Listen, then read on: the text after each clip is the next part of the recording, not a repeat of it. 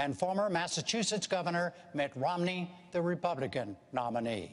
This debate and the next three, two presidential, one vice presidential, are sponsored by the Commission on Presidential Debates.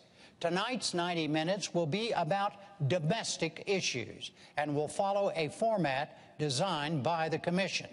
There will be 6 roughly 15-minute segments with 2-minute answers for the first question, then open discussion for the remainder of each segment. Thousands of people offered suggestions on segment subjects or questions via the internet and other means, but I made the final selections, and for the record, they were not submitted for approval to the Commission or the candidates. The segments, as I announced in advance, will be 3 on the economy and 1 each on health care, the role of government, and governing, with an emphasis throughout on differences, specifics, and choices. Both candidates will also have 2-minute closing statements. The audience here in the hall has promised to remain silent. No cheers, applause, boos, hisses, among other noisy, distracting things, so we may all concentrate on what the candidates have to say. There is a noise exception right now, though, as we welcome President Obama and Governor Romney.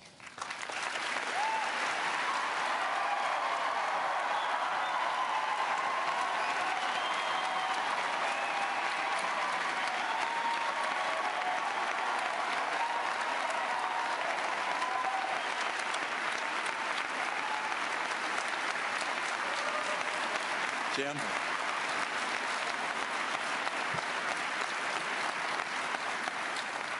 Gentlemen, welcome to you both. Let's start the economy, segment 1, and let's begin with jobs. What are the major differences between the two of you about how you would go about creating new jobs? You have 2 minutes. Each of you have 2 minutes to start. A coin toss is determined. Mr. President, you go first.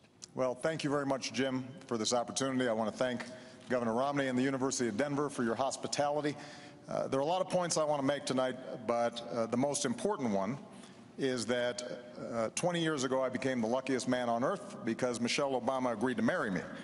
And so I just want to wish, sweetie, you happy anniversary and let you know that a year from now we will not be celebrating it in front of 40 million people. 4 years ago, we went through the worst financial crisis since the Great Depression. Millions of jobs were lost. The auto industry was on the brink of collapse. The financial system had frozen up.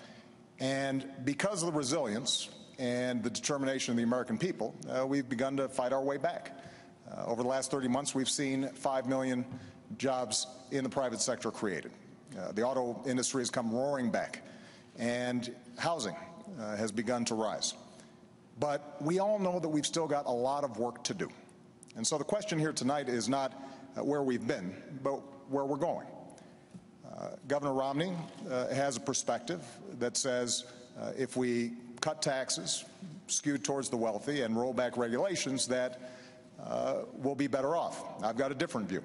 I think we've got to invest in education and training. I think it's important for us to develop new sources of energy here in America, that we change our tax code to make sure that we're helping small businesses and companies that are investing here in the United States, that we take some of the money that we're saving as we wind down 2 wars to rebuild America, and that we reduce our deficit in a balanced way that allows us to make these critical investments. Now, it ultimately is going to be up to the voters, to you, which path we should take. Are we going to double down on the top-down economic policies that help to get us into this mess, or do we embrace a new economic patriotism that says America does best when the middle class does best? And I'm looking forward to having that debate. Governor Romney, 2 minutes. Thank you, Jim. It's an honor to be here with you, and I appreciate the chance to be with the President. I'm pleased to be at the University of Denver, appreciate their welcome, and also the Presidential Commission on these debates. And congratulations to you, Mr. President, on your anniversary. I'm sure this was the most romantic place you could imagine, here with me. So congratulations. This is obviously a very tender topic. I've had the occasion over the last couple of years of meeting people across the country. I was in Dayton, Ohio, and a woman grabbed my arm and she said, "I've been out of work since May. Can you help me?" Ann yesterday was at a rally in Denver, and a woman came up to her with a baby in her arms and said, "Ann, my husband has had 4 jobs in 3 years, part-time jobs. He's lost his most recent job, and we've now just lost our home. Can you help us?" And the answer is yes, we can help, but it's going to take a different path, not the one we've been on, not the one the president describes as a top-down cut taxes for the rich. That's not what I'm going to do. My plan has 5 basic parts. 1, get us energy independent, North American energy independent. That creates about 4 million jobs. Number 2, open up more trade, particularly in Latin America. Crack down on China if and when they cheat. Number 3, make sure our people have the skills they need to succeed, and the best schools in the world. We're far away from that now.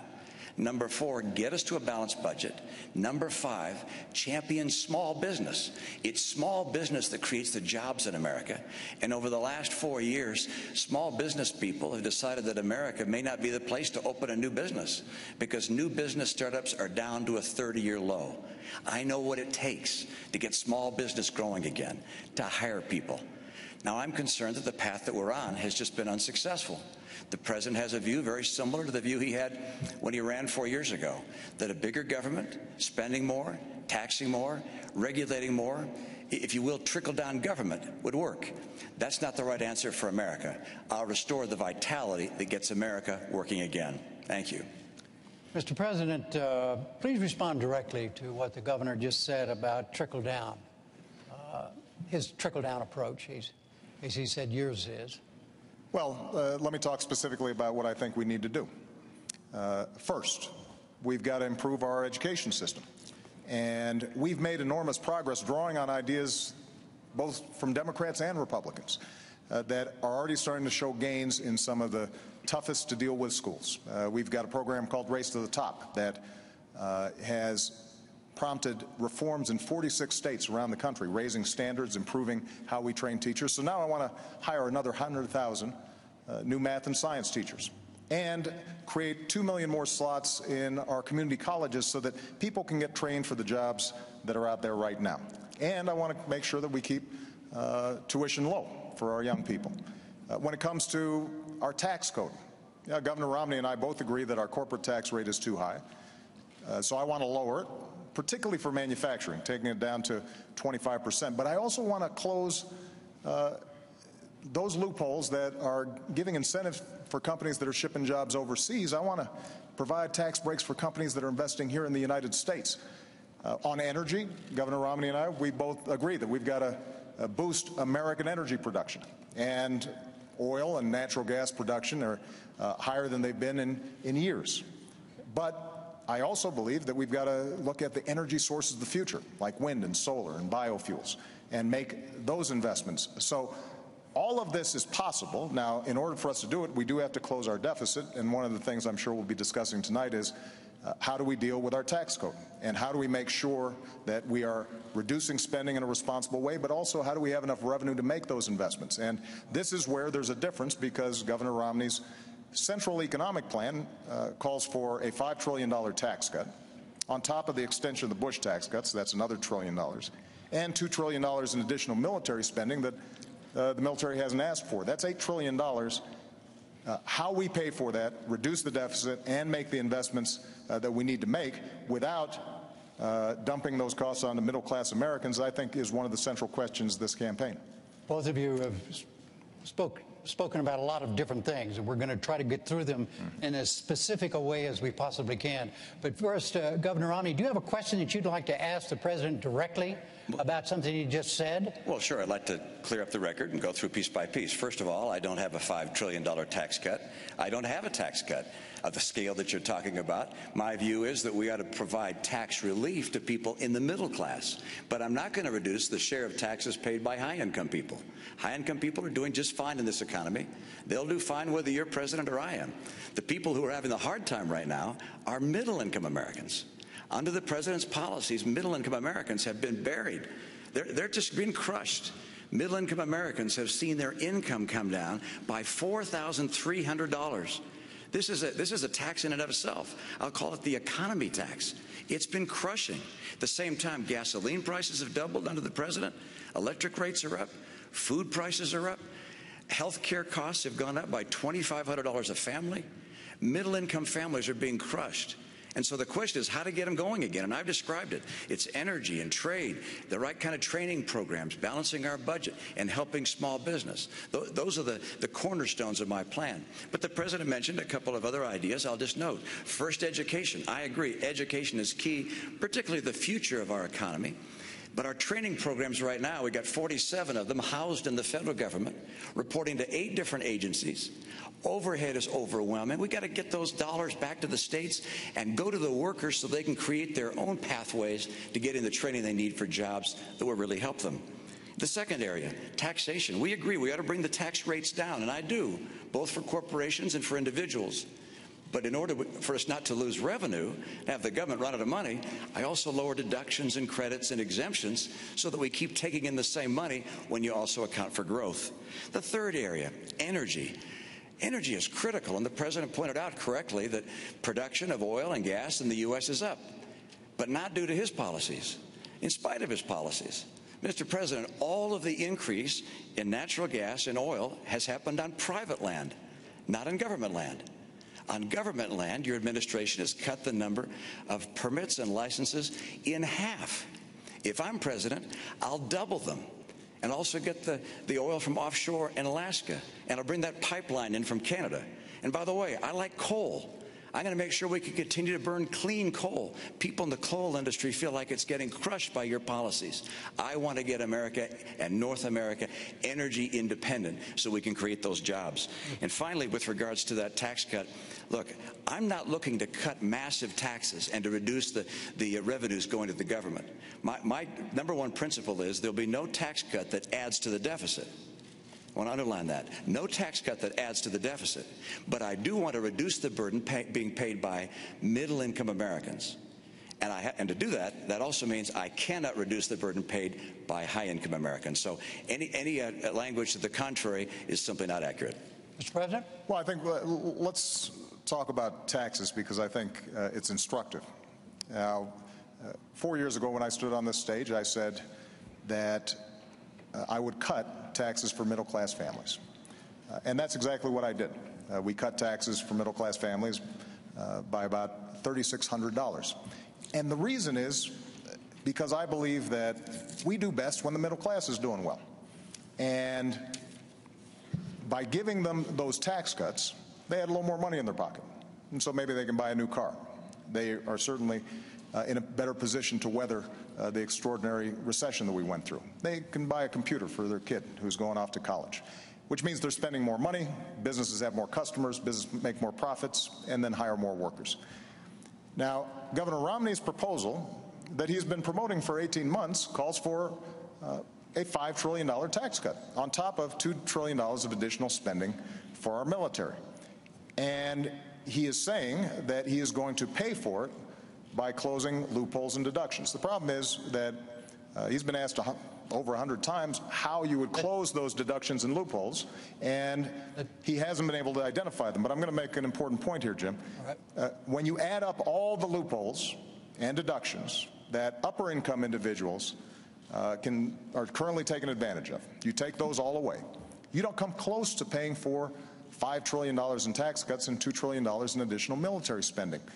And that's why independent studies looking at this said the only way to meet Governor Romney's pledge of not reducing the deficit or not adding to the deficit is by burdening middle-class families. The average middle-class family with children would pay about $2,000 more. Now, that's not my analysis. That's the analysis of economists who have looked at this. And that kind of top-down economics where folks at the top are doing well, so the average person making $3 million is getting a $250,000 tax break, while middle-class families are burdened further, that's not what I believe is a recipe for economic growth. All right. What is the difference? Well, let's just stay on taxes for a moment. Right. Yeah, let's just stay on taxes for a moment here. Well, but what is virtually everything he just said about my tax plan is inaccurate. All right. So if the tax plan he described were a tax plan I was asked to support, I'd say absolutely not. I'm not looking for a $5 trillion tax cut. What I've said is I won't put in place a tax cut that adds to the deficit. That's part one. So there's no economist can say Mitt Romney's tax plan adds $5 trillion if I say I will not add to the deficit with my tax plan. Number two, I will not reduce the share paid by high-income individuals. I know that you and your running mate keep saying that, and I know it's a popular thing to say with a lot of people, but it's just not the case. Look, I got 5 boys. I'm used to people saying something that's not always true, but just keep on repeating it and ultimately hoping I'll believe it. But that is not the case, all right? I will not reduce the taxes paid by high-income Americans. And number 3, I will not, under any circumstances, raise taxes on middle-income families. I will lower taxes on middle-income families. Now, you cite a study. There's 6 other studies that looked at the study you described and say it's completely wrong. I saw a study that came out today that said you're going to raise taxes by $3,000 to $4,000 on middle-income families. There are all these studies out there. But let's get to the bottom line. That is, I want to bring down rates. I want to bring the rates down, at the same time lower deductions and exemptions and credits and so forth, so we keep getting the revenue we need. And you think, well, then why lower the rates? And the reason is because small business pays that individual rate. 54% of America's workers work in businesses that are taxed not at the corporate tax rate, but at the individual tax rate. And if we lower that rate, they will be able to hire more people. For me, this is about jobs. Right. This is about getting jobs for the American people. Yeah. Do you challenge what the governor just said about his own plan? Well, for 18 months, he's been running on this tax plan. And now, 5 weeks before the election, he's saying that his big, bold idea is never mind. And the fact is that if you are lowering the rates the way you described, Governor, then it is not possible to come up with enough deductions and loopholes that only affect high-income individuals to avoid either raising the deficit or burdening the middle class. It's math. It's arithmetic. Now, Governor Romney and I do share a deep interest in encouraging small business growth. So at the same time that my tax plan has already lowered taxes for 98% of families, I also lowered taxes for small businesses 18 times. And what I want to do is continue the tax rates, the tax cuts that we put into place for small businesses and families. But I have said that for incomes over $250,000 a year, that we should go back to the rates that we had when Bill Clinton was president, when we created 23 million new jobs, went from deficit to surplus, and created a whole lot of millionaires to boot. And the reason this is important is because by doing that, we can not only reduce the deficit, we can not only encourage job growth through small businesses, but we're also able to make the investments that are necessary in education or in energy. And we do have a difference, though, when it comes to definitions of small business. You know, under my plan, 97% of small businesses would not see their income taxes go up. Governor Romney says, well, those top 3%, they're the job creators, they'd be burdened. But under Governor Romney's definition, there are a whole bunch of millionaires and billionaires who are small businesses. Donald Trump is a small business. And I know Donald Trump doesn't like to think of himself as small anything, but that's how you define small businesses if you're getting business income. And that kind of approach, I believe, will not grow our economy, because the only way to pay for it without either burdening the middle class or blowing up our deficit is to make drastic cuts in things like education, making sure that we are continuing to invest in basic science and research, all the things that are helping America grow. And I think that would be a mistake.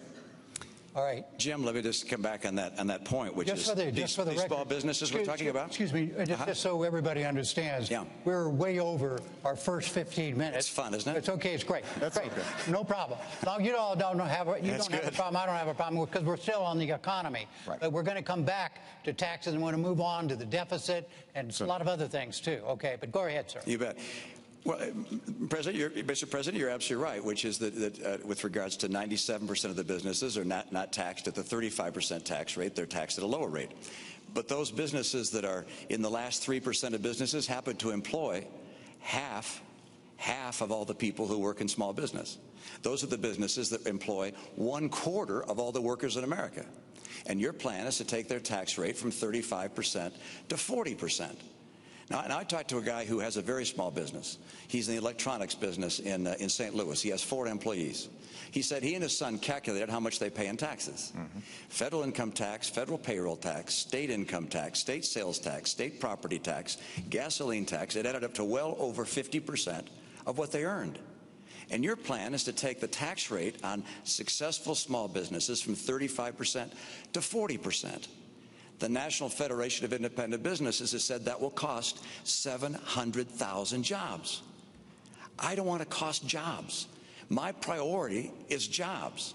And so what I do is I bring down the tax rates, lower deductions and exemptions. The same idea behind Bowles-Simpson, by the way. Get the rates down, lower deductions and exemptions to create more jobs, because there's nothing better for getting us to a balanced budget than having more people working, earning more money, paying more taxes. That's by far the most effective and efficient way to get this budget balanced.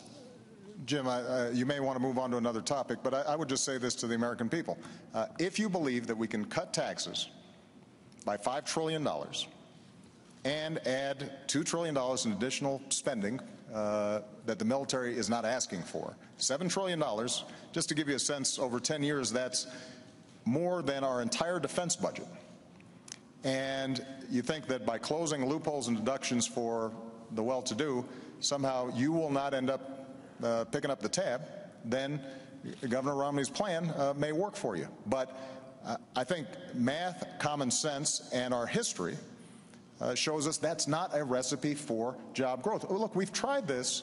We've tried both approaches. The approach that Governor Romney's talking about is the same sales pitch that was made in 2001 and 2003. And we ended up with the slowest job growth in 50 years. We ended up moving from surplus to deficits, and it all culminated in the worst financial crisis since the Great Depression. Bill Clinton tried the approach that I'm talking about. We created 23 million new jobs. We went from deficit to surplus, and businesses did very well. So in some ways, we've got some data on which approach is more likely to create jobs and opportunity for Americans. And I believe that the economy works best when middle-class families are getting tax breaks so that they've got some money in their pockets. And those of us who have done extraordinarily well because of this magnificent country that we live in, that we can afford to do a little bit more to make sure we're not blowing up the deficit. Jim, the president began this segment, so I think I get the last word. So I'm going to take. You're going to get the first word in the next segment. Well, but he gets the first word of that segment. I get the last word of that segment. I hope. Let me just make this comment. First of all, let me repeat what I said. I'm not in favor of a $5 trillion tax cut. That's not my plan. My plan is not to put in place any tax cut that will add to the deficit. That's point one. So you may keep referring to it as a $5 trillion tax cut, but that's not my plan. Number two, let's look at history. My plan is not like anything that's been tried before.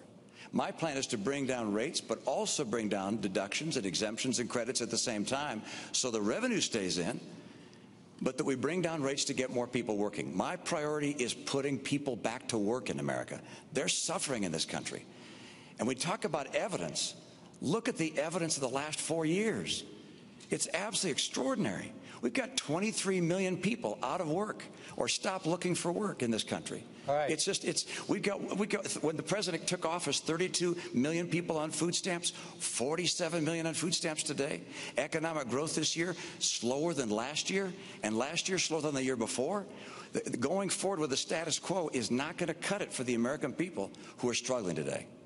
All right, let's talk. We're still on the economy.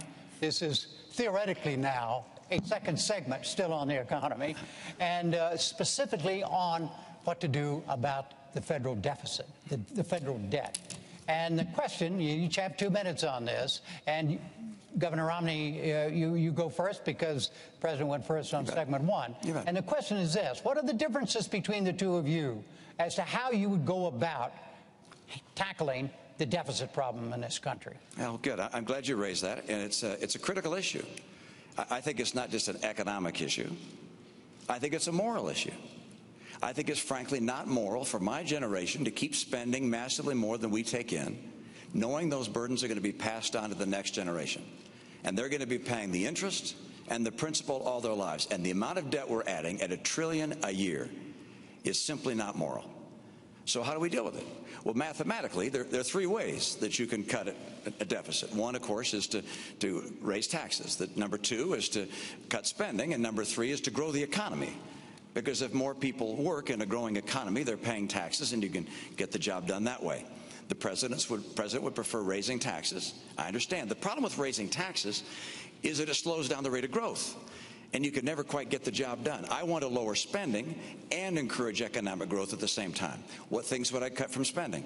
Well, first of all, I will eliminate all programs by this test if they don't pass it.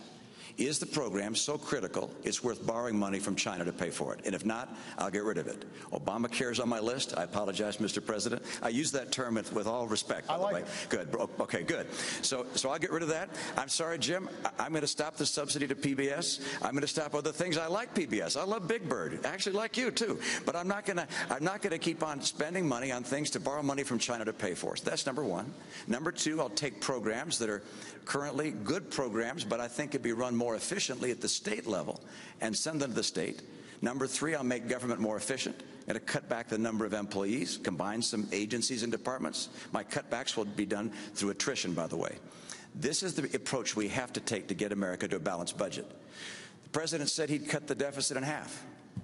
Unfortunately, he doubled it. $1 trillion deficits for the last 4 years. The president's put in place as much public debt, almost as much debt held by the public as all prior presidents combined. Mr. President, 2 minutes. When I walked into the Oval Office, I had more than $1 trillion deficit greeting me. And we know where it came from. 2 wars that were paid for on a credit card, 2 tax cuts that were not paid for, and a whole bunch of programs that were not paid for, and then a massive economic crisis. And despite that, what we've said is, yes, we had to take some initial emergency measures to make sure we didn't slip into a Great Depression. But what we've also said is, let's make sure that we are cutting out those things that are not helping us grow. So 77 government programs, everything from aircrafts that the Air Force had ordered but weren't working very well, 18 government programs for education that were well-intentioned but weren't helping kids learn. We went after medical fraud in Medicare and Medicaid very aggressively, more aggressively than ever before, and have saved tens of billions of dollars, $50 billion of waste taken out of the system. And I worked with Democrats and Republicans to cut $1 trillion out of our discretionary domestic budget. That's the largest cut in the discretionary domestic budget since Dwight Eisenhower. Now, we all know that we've got to do more. And so I put forward a specific $4 trillion deficit reduction plan. It's on a website. You can look at all the numbers, what cuts we make and what revenue we raise. And the way we do it is $2.50 for every cut. We ask for $1 of additional revenue, paid for, as I indicated earlier, by asking those of us who have done very well in this country to contribute a little bit more to reduce the deficit. Governor Romney earlier mentioned the Bowles-Simpson Commission. Well, that's how the commission, bipartisan commission that talked about how we should move forward, suggested we have to do it in a balanced way with some revenue and some spending cuts. And this is a major difference that Governor Romney and I have. Let me just finish this point because you're looking for contrast. When Governor Romney stood on a stage with other Republican candidates for the nomination, and he was asked, would you take $10 of spending cuts for just $1 of revenue? And he said no. Now, if you take such an unbalanced approach, then that means you are going to be gutting our investments in schools and education. It means that Governor Romney talked about Medicaid and how we could send it back to the states, but effectively this means a 30% cut in the primary program we help for seniors who are in nursing homes, for kids who are with disabilities. Mr. President, and that is not a right strategy for us to move forward. Way over the 2 minutes. Sorry. Governor, what about Simpson-Bowles? Will you support Simpson-Bowles? Simpson-Bowles, the president should have grabbed that. No, I mean, do you support Simpson-Bowles? I have my own plan. It's not the same as Simpson-Bowles, but in my view, the president should have grabbed it. If he wanted to make some adjustments to it, take it, go to Congress, fight for it. That's what we've done. Made some adjustments to it, and we're putting it forward before Congress right now. A $4 trillion plan. But you've been president 4 years. You've been president 4 years. Right. You said you cut the deficit in half. It's now 4 years later. We still have trillion-dollar deficits. The CBO says we'll have a trillion-dollar deficit each of the next 4 years. If you're reelected, we'll get to a trillion-dollar debt. I mean, you have said before you'd cut the deficit in half. And I love this idea of $4 trillion in cuts. You found $4 trillion of ways to reduce or to get closer to a balanced budget, except we still show trillion-dollar deficits every year. That doesn't get the job done. Let me come back and say, why is it that I don't want to raise taxes? Why don't I want to raise taxes on people? And actually, you said it back in 2010. You said, look, I'm going to extend the tax policies that we have. Now, I'm not going to raise taxes on anyone, because when the economy is growing slow like this, when we're in recession, you shouldn't raise taxes on anyone. Well, the economy is still growing slow. As a matter of fact, it's growing much more slowly now than when you made that statement. And so if you believe the same thing, you just don't want to raise taxes on people. And the reality is, it's not just wealthy people. You mentioned Donald Trump. It's not just Donald Trump you're taxing. It's all those businesses that employ 1/4 of the workers in America, these small businesses that are taxed as individuals. You raise taxes and you kill jobs. That's why the National Federation of Independent Businesses said your plan will kill 700,000 jobs. I don't want to kill jobs in this environment. Let me make one more point. Okay, let's let him answer the taxes thing for a moment. Okay. Mr. President. Well, we've had this discussion before. No, about the idea that in order to reduce the deficit, right, there has to be revenue in addition to cuts. There has to be revenue in addition to cuts. Now, Governor Romney has ruled out revenue. He's ruled out revenue. Absolutely. Completely. Okay, so look, the revenue I get is by more people working, getting higher pay, paying more taxes. That's how we get growth and how we balance the budget. Right. But the idea of taxing people more, putting more people out of work, you'll never get there. You never balance the budget by raising taxes. Spain spends 42% of their total economy on government. Okay. We're now spending 42% of our economy on government. I don't want to go down the path to Spain. I want to go down the path of growth that puts Americans to work with more money coming in because they're working. Yeah.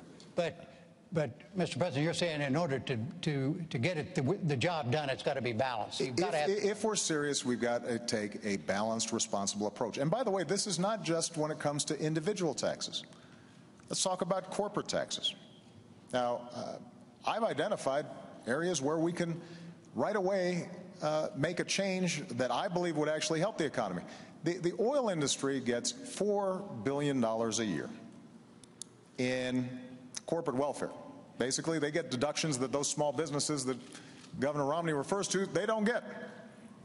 Now, does anybody think that ExxonMobil needs some extra money when they're making money every time you go to the pump?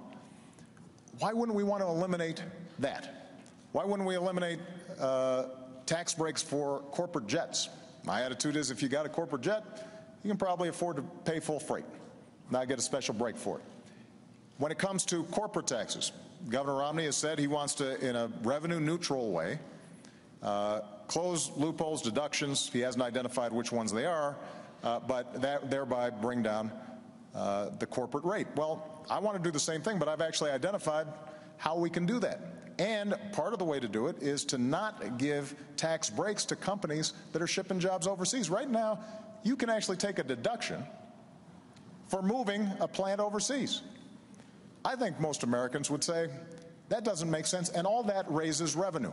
And so if we take a balanced approach, what that then allows us to do is also to help young people, the way we already have during my administration, make sure that they can afford to go to college.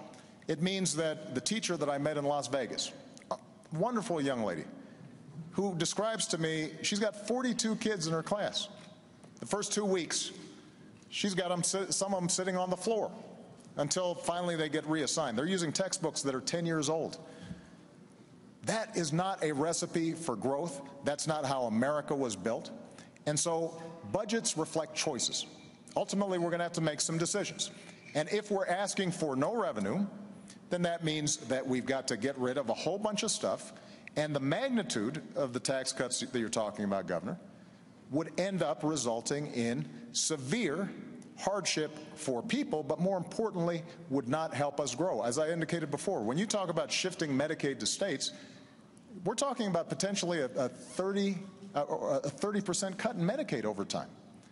Now, that may not seem like a big deal when it just is paper, numbers on a sheet of paper.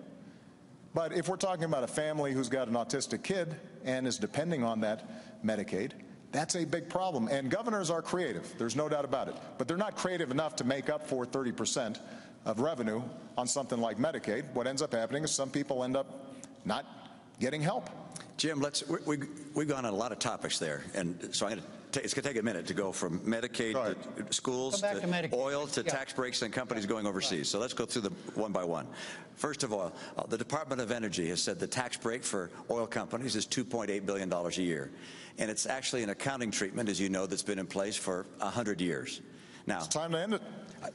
And in 1 year, you provided $90 billion in breaks to the green energy world. Now, I like green energy as well, but that's about 50 years worth of what oil and gas receives. And you say Exxon and Mobil. Actually, this $2.8 billion goes largely to small companies, to drilling operators and so forth. But, if we get that tax rate from 35% down to 25%, well, that $2.8 billion is on the table. Of course it's on the table. That's probably not going to survive if you get that rate down to 25%. But don't forget, you put $90 billion, like 50 years worth of breaks into solar and wind, to Solyndra and Fisker and Tesla and Enter1. I mean, I had a friend who said you don't just pick the winners and losers, you pick the losers. All right. So this is not the kind of policy you want to have. You want to get America energy secure. The second topic, which is you said you get a deduction for taking a plant overseas. Look, I've been in business for 25 years. I have no idea what you're talking about. I maybe need to get a new accountant. But the idea that you get a break for shipping jobs overseas is simply not the case. What we do have right now is a setting where I'd like to bring money from overseas back to this country. And finally, Medicaid to states, I'm not quite sure where that came in except this, which is I would like to take the Medicaid dollars that go to states and say to a state, you're going to get what you got last year, plus inflation, plus 1%. And then you're going to manage your care for your poor in the way you think best. And I remember as a governor, when this idea was floated by Tommy Thompson, the governors, Republican and Democrats, said, please let us do that.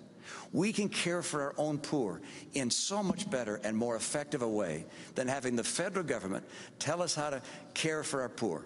So let's state, one of the magnificent things about this country is the whole idea that states are the laboratories of democracy. Don't have the federal government tell everybody what kind of training programs they have to have and what kind of Medicaid they have to have. Let states do this. And by the way, if a state gets in trouble, well, we could step in and see if we can find a way to help them. But the right approach is one which relies on the brilliance of our people and states, not the federal government. 2 seconds, and we're going on still on the economy on another part of it. Okay. All right. This is segment 3, the economy. Entitlements. First answer goes to you. 2 minutes, Mr. President. Do you see a major difference between the two of you on Social Security? I suspect that on Social Security we've got a somewhat similar position. Social Security is structurally sound. It's going to have to be tweaked the way it was by Ronald Reagan and Democratic Speaker Tip O'Neill. But it is, the basic structure is sound, but I want to talk about the values behind Social Security and Medicare, and then talk about Medicare because that's the big driver of our deficits right now. My grandmother, some of you know, helped to raise me. My grandparents did. My grandfather died a while back. My grandmother died 3 days before I was elected president, and she was fiercely independent. She worked her way up. Only had a high school education, started as a secretary.